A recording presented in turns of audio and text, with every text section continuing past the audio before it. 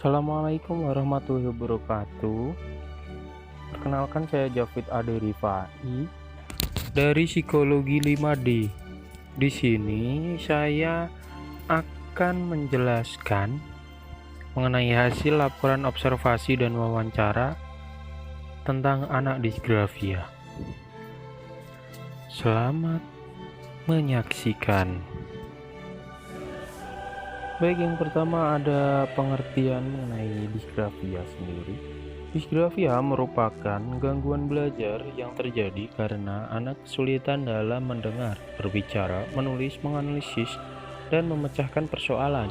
Jadi, anak tidak bisa menuliskan dan mengekspresikan pikirannya ke dalam bentuk tulisan. Lalu, anak disgrafia cenderung mengalami kesulitan belajar yang ditandai dengan adanya kesulitan dalam mengungkapkan pemikiran dalam komposisi tulisan.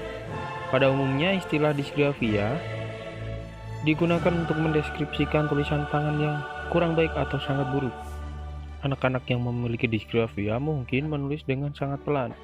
Hasil tulisan mereka bisa jadi sangat tak terbaca dan mereka mungkin melakukan banyak kesalahan ejaan karena ketidakmampuan mereka untuk memadukan bunyi dan huruf. Selanjutnya ada ciri-ciri anak disgrafia.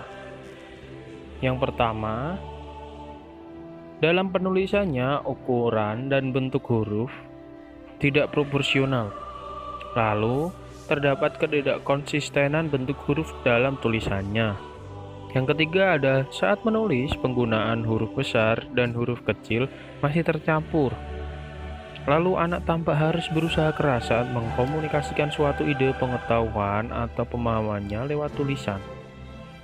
Lalu sulit memegang pulpen maupun pensil dengan mantap. Caranya memegang alat tulis seringkali terlalu dekat, bahkan hampir menempel dengan kertas. Berbicara pada diri sendiri ketika sedang menulis atau malah terlalu memperhatikan tangan yang dipakai untuk menulis. Cara menulis tidak konsisten, tidak mengikuti alur garis yang tepat dan proporsional.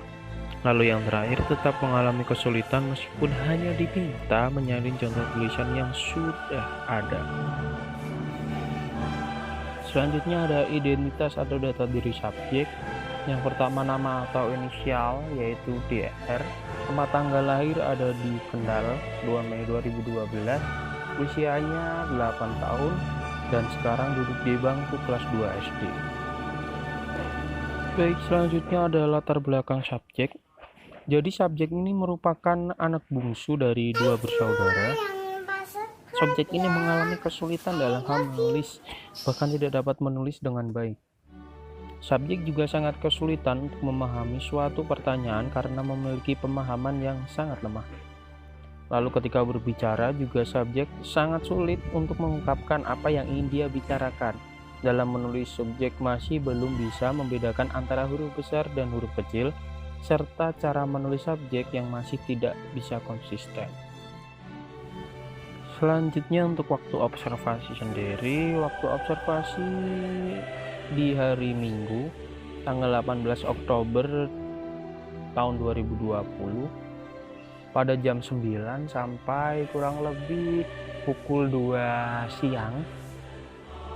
Tempatnya berada di rumah subjek. Selanjutnya untuk metode pengambilan data. Metode pengambilan data sendiri yang pertama melakukan observasi secara langsung ke subjek, lalu yang kedua dengan wawancara. Di sini wawancara dilakukan melalui perantara orang tua subjek, yaitu ibu, karena ibu subjek berperan penting dalam kondisi dan perkembangan subjek saat ini. Baik, selanjutnya hasil observasi dan wawancara. Dalam hasil observasi dan wawancara ini terbagi di beberapa indikator gangguan. Yang A, terdapat ketidakkonsistenan bentuk huruf dalam tulisannya. Subjek tidak menunjukkannya. Lalu, saat menulis penggunaan huruf besar dan huruf kecil masih tercampur. Subjek menunjukkan iya. Ukuran dan bentuk huruf dalam tulisannya tidak proporsional. Subjek menunjukkan iya. Lalu anak tampak harus berusaha keras saat mengkomunikasikan suatu ide, pengetahuan, dan pemahamannya lewat tulisan. Subjek menunjukkan ia sulit memegang ballpoint maupun pensil dengan kurang mantap. Subjek menunjukkan ia berbicara pada diri sendiri ketika sedang menulis atau malah terlalu memperhatikan tangan yang dipakai untuk menulis. Subjek menunjukkan ia cara menulis tidak konsisten, tidak mengikuti pola garis yang tepat dan proporsional.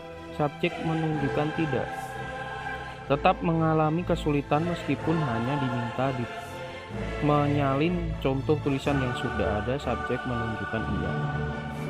Jadi terdapat subjek story di mana sebelum masuk sekolah subjek ini masih belum terlihat ciri-ciri jika dia mengalami disgrafia. Baru ketika subjek menjalani proses pembelajaran di bangku kelas 1 sekolah dasar mulai terlihat gejala disgrafia. Pada saat pengambilan rapot, wali kelas memberikan pengertian kepada orang tua subjek bahwa putranya ini kesulitan dalam mengikuti proses pembelajaran.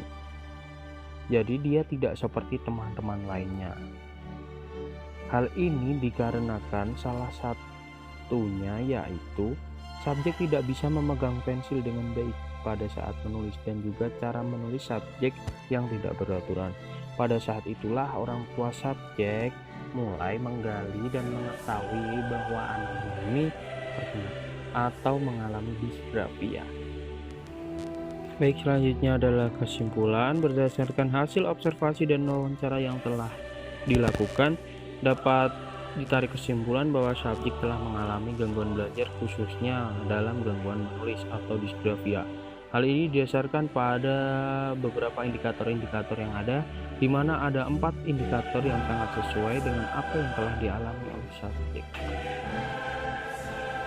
Baik, terima kasih atas perhatiannya. Apabila ada kekurangan atau kesalahan dari saya pribadi, saya mohon maaf.